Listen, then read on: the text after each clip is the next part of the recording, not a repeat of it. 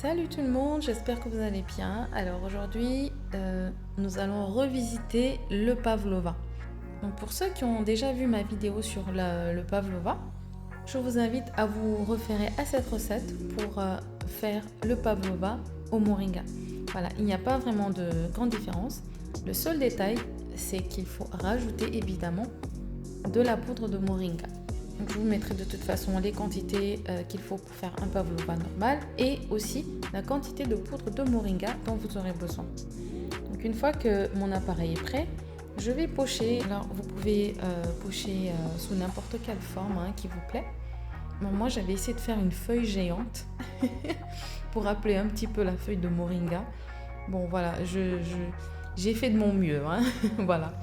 Donc une fois que j'ai fini de pocher, alors j'ai mis quelques petits zestes d'orange par-dessus et ensuite je vais enfourner.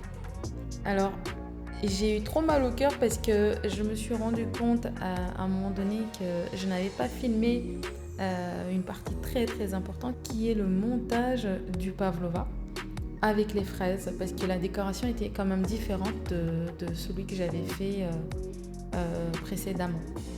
Mais c'est très facile, il vous suffit tout simplement de garnir, comme le pavlova classique, votre meringue de chantilly. Alors une fois que c'est fait, vous disposez les fruits que vous aimez par-dessus. Alors pour le pavlova au moringa, j'avais aussi utilisé des fraises, mais j'avais tout simplement découpé de manière différente. Et en décoration, j'avais mis par-dessus des demi-sphères de gelée de bissap. Voilà, parce que je trouve que ça va très bien ensemble. Donc, vous voyez que c'est assez facile. J'espère que vous le referez à la maison. Donc, voilà le genre de dessert qui nous permet d'intégrer dans notre alimentation des feuilles très riches, très bonnes pour la santé. Le goût peut être intriguant, mais franchement, c'est bon. Et je vous dis, c'est à essayer. Et sur ma chaîne, vous avez aussi d'autres recettes où je vous montre comment utiliser certaines denrées qui sont très bonnes pour la santé et qui sont riches. Et n'hésitez pas à y faire un tour. Vous trouverez sûrement un dessert que vous aurez envie de reproduire à la maison. Et en plus, le pavlova, c'est frais, c'est pas trop sucré, même si c'est un dessert à base de meringue. Mais la chantilly, qui elle n'est pas sucrée, en tout cas personnellement, moi je ne la sucre pas.